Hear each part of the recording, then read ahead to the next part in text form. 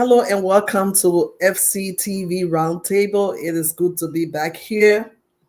And we want to say welcome. And we have a question for you all there today. You can send us a text and answer the question. You can call in live and make your voice, all your voices heard. And you can join us on the platform as you feel, as you desire. But it's good to be back. And today, there's a trending issue right now in Liberia, and everyone is talking about the disagreement in the House, the House of Representatives, the Honorable House. So the question here today, as we are looking forward to your comments, are Liberian lawmakers' disagreements driven by patriotism or personal interests? That's the question. And we need some answers. There are a lot of writings that are all over the place. Hopefully, we're going to be looking at one or two of the communications out there. And we're going to be asking our question again. Are Liberian lawmakers' disagreements driven by patriotism or personal interests? Well, I'm your host, Pastor Patience, and I'm here again to bring you the information that is very crucial and to give you a platform to air your views. So welcome and thanks for joining me. I want to read a letter by the majority. And the letter talks about the lawmakers or the representatives.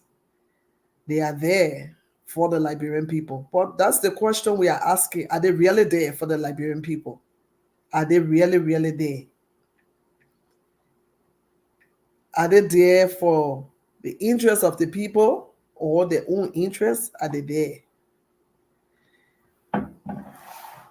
Since the ascendancy of the lawmakers, I stand to be corrected, but this is the very first time that I have seen them so united in a purpose or for a purpose, united in such a way that they want to see results. So if they have such energy, why are they not using this energy to ensure that the Liberian people are properly taken care of? If it is true that they are truly a representation of the people, why is it that we have so many things going on and there's no solutions? Before we go into our discussion, let me just read a portion of a letter from the majority. And it is signed by Honorable Samuel Koga, Chairman, Majority Bloc. Let me read that portion. And I think it's the last paragraph in that letter. It says, our country deserves leaders who put the interests of the people first. And we as lawmakers remain steadfast in our duty to ensure that Liberia's future is built on the foundations of justice, accountability, and good governance. This is a letter from your lawmakers. Now, the question here today on this broadcast, are Liberian lawmakers disagreement, the current disagreement, is it driven by patriotism or personal interests? You are the viewers of it. I want you to answer this question. I want you to contribute to this discussion. Because if truly they are fighting for you, then then the fight is justifiable. But if they are not fighting for you and fighting for themselves, then there's no justification for what is going on right now. And let's come back to where we are, or where Liberia is as a nation. Some of the things that are happening in Liberia. Before we go into that, I want you to know you can call in. You can call on your WhatsApp +1 952 201 9287. And I believe you can also call on our TV radio. And the number is 0881666731 0775734774. That's our BJ number. Let's call that number again. 0881666731 0775734774. We want to hear your voice as it concerns what is unfolding in the house. Are they in your interests? Are they fighting for you? Are the lawmakers truly fighting for you, or are they fighting for themselves? If they are fighting for you, what are the fruits? What have you seen in your county or in your district that they are representing that show indeed that they are making impact since they ascended the seat or ascend the took seat? What impact have they made in the district? What have been the bill they have passed to enforce that the people, the development that the people wish to reach to that district, that development is ongoing? What have they done? There are records on the book as it concerns what is unfolding in Liberia. Maybe some of you don't know. But there are things that are happening. Let me give some example here. Let's take, for example, the healthcare in Liberia. Healthcare. And most of the time when we talk about healthcare, people think it's only in Monrovia.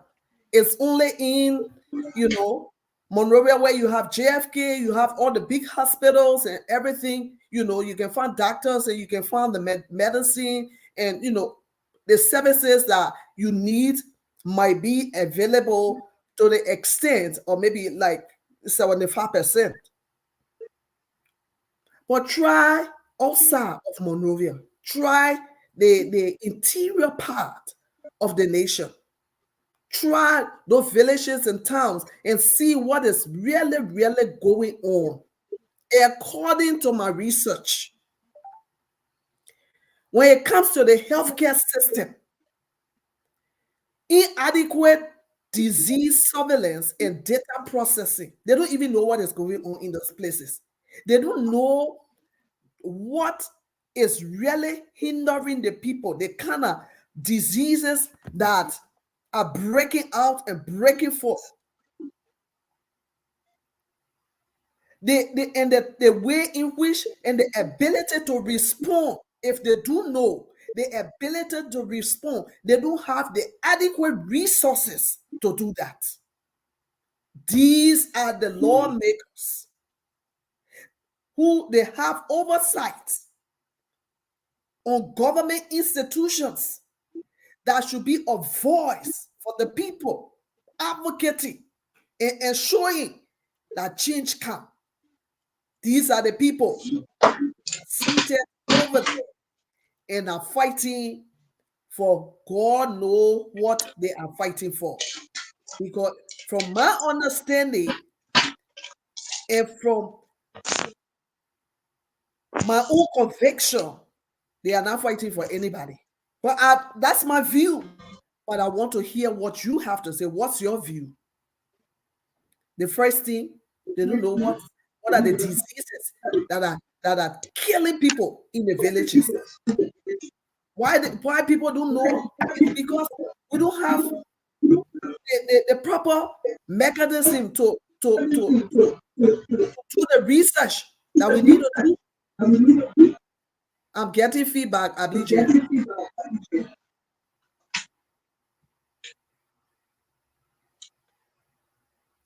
The lack of effective systems to identify and track diseases hinders Liberia's ability to respond to outbreaks. So sometimes things are happening to people, they just attribute that thing to witchcraft. Meanwhile, it's not even witchcraft. Inadequate emergency care. You can't go to the hospital and be treated like the way you should be treated when this is an emergency. Weak emergency care system, lack of coordination and communication among healthcare providers is also hindering the healthcare system. But here we are with lawmakers fighting among themselves. Who are they fighting for? Are they fighting for you or are they fighting for themselves? Please, our lines are there. And you can send us your texts. Let us know what you think. Poor laboratory infrastructure and diagnostics. Sometimes people don't even go to labs. And if they do go, the equipments that they have, they're outdated equipments. Things are supposed to be there. We want to talk about the rest of the Western, the Western countries or the Westerners, but we don't want to emulate them in certain areas that will bring development. The only time, or most of the time, we hear people comparing what's happening outside Liberia is when they are comparing something that is very bad. But the good one, they will not take that one and make comparison. Outdated equipments are all around. What's going on? Why can't the system ensure that not only Monrovia will be adequately equipped, but the little clinics that are outside Monrovia should also be properly equipped? You are watching the roundtable, and this is your host, Pastor Patience, and today our topic are Liberian lawmakers' disagreement. We all know right now they disagree. Their disagreement is it driven by patriotism or by personal interests? Let us know, what have they done for you since they ascended that seat? Since they came to power as a lawmaker for that district? What force have they applied to ensure the Ministry of Health take care of those clinics that are outside Monrovia? Have they called the minister to question, oh, this particular location, because of the road network, is not easily accessible to make emergency possible. So because of that, we need to have this clinic here, or these clinics properly equipped to be able to take care of the citizens. Have they done that? Have they called them? What is your view on the current situation that is going on? Are they in your interest? This is the letter the majority black wrote. The majority of something. Let me read that letter again. Majority leader, he says. Majority leader. He said that he's in the interest of the people. Our country deserves better. Of course. Liberia deserves better. That's the reason why everything that is in Monrovia as a concern healthcare should also be in the counties. The clinics should be properly managed, equipped, and ready to service the community. Liberia deserves.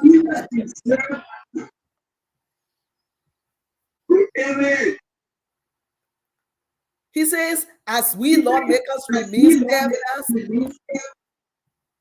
remain steadfast in our duty to ensure that Liberia's future is built on the foundation of justice, accountability. Are you holding people accountable for the job that they are doing? You yourself, are you accountable? Are you holding yourself accountable to the people that put you in that place? Or people just parading all around the place, calling themselves lawmakers, and they are seeing the people, they are suffering. People are dying for little sickness. For sickness, no sickness is little. Sorry for that. But dying from sickness that should not be killing people in this day and time. But here they are. They are taking all this time fighting. When last? When last? Hallelujah. Hey. So we are here. We want to hear the callers. And if we have a caller on the line, let me know. I know I believe you said they have a caller. Let me know so we can put you on. Because I was getting feedback and I had to mute. So let me know so we can have the caller, give us his view on what is, what he thinks or what she thinks. Yeah. You say you are fighting for the people.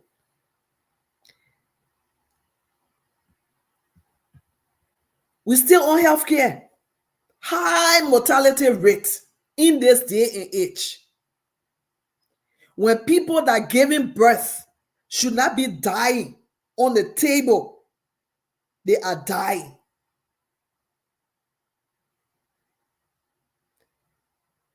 Because some of them, they have complications. Before they leave from where they are to Monrovia, it's already too late. Because the clinic they have around the towns or villages, the clinics are not equipped to be able to take care of that particular situation. If we have a caller, Ablige, you can unmute and let's hear what the caller have to say. Ablige, unmute.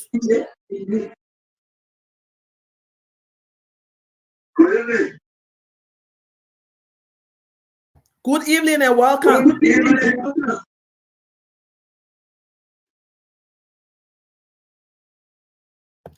Your name and where you calling from? I'm calling from Liberian. Okay, go ahead, make your contribution.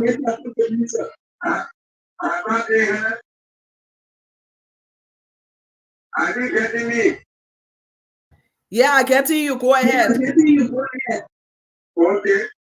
I was not because one key word that it was defined for the own platform is honorable. Honorable, that word is a distinct word that when it's given to you, you are respected, you are being respectful as well.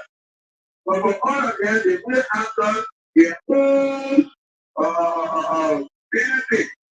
When it comes to budgeting, they want to get more. Because so far the whole country are making the highest salary in Liberia.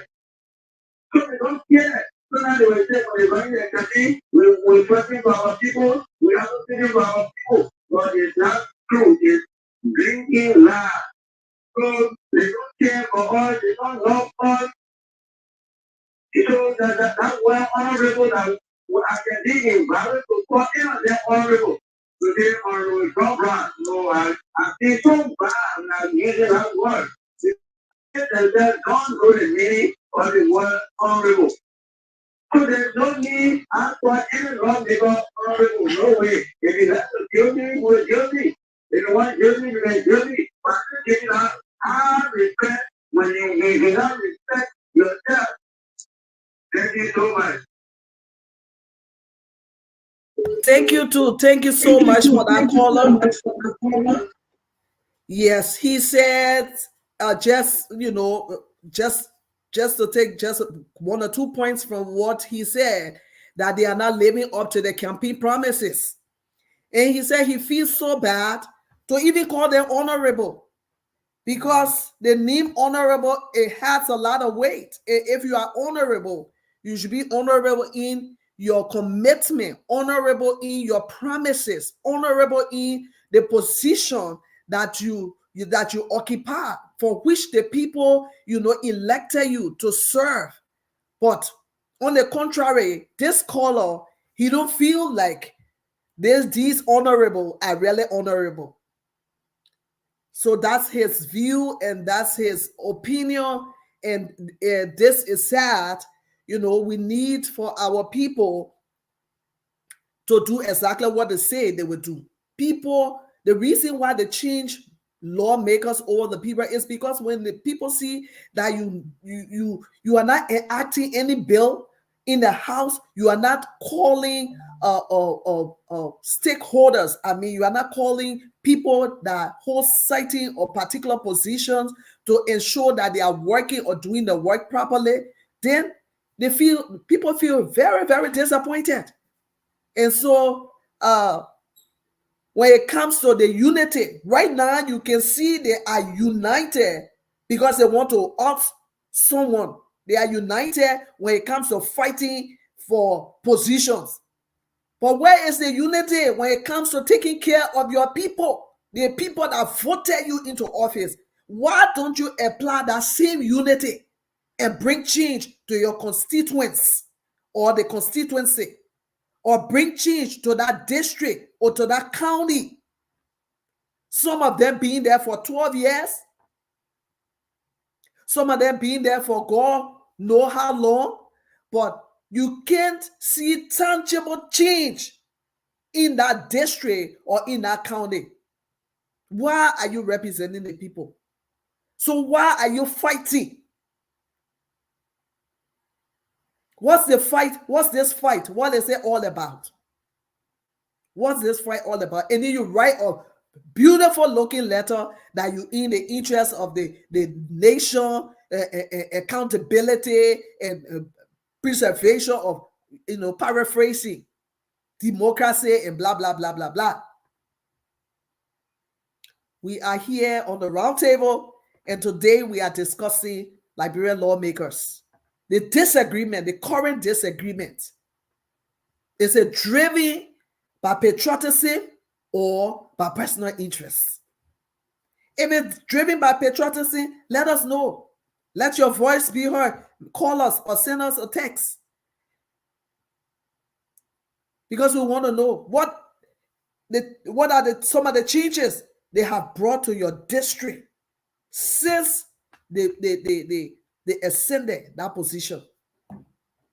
Now, before the caller came, we're talking about the increase of mortality rate in Liberia. In this day and age, maternal mortality should not be high. Of course, there will be serious complications and there will be nothing that the doctor can do in their power. But there are technology, advanced technology, and things, training that are taking place. And so it reduces maternal mortality.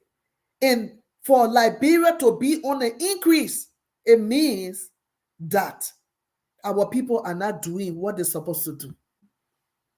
And who is to be held responsible? Who's supposed to hold who accountable for not doing their work? our lawmakers. The very lawmakers that are over there fighting. The very lawmakers that are declaring that they are in the interest of the people. Liberians. You need to hold your lawmakers accountable. They see passion they are using right now to fight. Please hold them accountable to use that same passion to bring change to your county or your district. And when it comes to maternal mortality and all that, they should bring change. Children are dying. Women are dying. The healthcare, people only talk about healthcare when it comes to Monrovia. What about in those villages? What's happening there? They need to pay attention. And the only way they're going to pay attention is when the constituents, you that voted them into office, you hold them accountable. They should not give you excuse because they have the power, they have the strength to fight. They are able to get together. Minority and majority, they are fighting. They should use that same strength to bring change to the district. They should use that same strength to enact bill that will develop the county. Let the sentence not be about the personal interest, what they want to see happen in their own life while they are seated at the House of Representatives.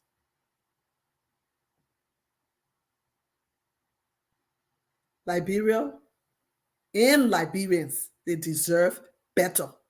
If you are just joining us, our topic on the round table today is a Liberian lawmakers disagreements driven by patriotism or personal interests. The only person that have that answer is you. What do you see? Have you ever seen them fight? Have you ever seen them hold the Minister of Health? Have you ever seen them talk about the budget of health to ensure that all the counties, that all the villages are properly equipped and properly managed so that they can be able to take care of the citizens? Have you seen them argue to the extent where they are divided? Have you seen them have done so? Or is it only about power? When people are vouching for power, then they have strength. But the people that put you there to make sure that you change the status quo, you are unable to deliver. Liberians, hold your lawmakers accountable. They have strength. They have power. They are able to fight. If they can fight this fight, they should be able to fight to bring change to your county. And not only the healthcare system, a lot of things are going on, suffering taking place. When it comes to education, that's another story. That's another story. You see some of the buildings outside Monrovia. There's no chair, there's no bench. They don't have what it takes or what should be there that constitute an enabling environment for learning. But yet and still, these people are the ones representing that district, they are representing that county, and they are there fighting for the things that really don't matter. The things that matter most, they are not fighting for those things. People are dying. People are graduating from high school and they can't even read, all because they don't. The system is not properly monitor as it ought to monitor. It's not properly financed as it ought to be financed. It's not properly equipped as it ought to be equipped. But here you are, your lawmakers, they are fighting. Majority black, minority black. Who are they fighting for? Are they fighting for the people or are they fighting for themselves? That's the biggest question you need to ask yourself. So that when you are going back to the ballot box, you will make a decision. And you will make a right decision. Liberia and Liberians deserve better. So we want to stop here for today, because we know this topic, this fight is still on. It's going to continue for a little bit. And we're going to be back with other panelists so we can continue our discussion. Nevertheless, keep sending your texts and keep sending the emails, and you can still call and I will respond appropriately. I want to say thank you for joining me on this roundtable today, and we will be here on Thursday, God's willing. We want to bring the views of the people. We want to bring people from outside to tell us what they think about some of the provisions that are in the Constitution and what they need to know and what they need to do. So I want to say thank you. I'm your host, and I'll be here again on Thursday. Have a blessed rest of your day. Thank you so much for joining me.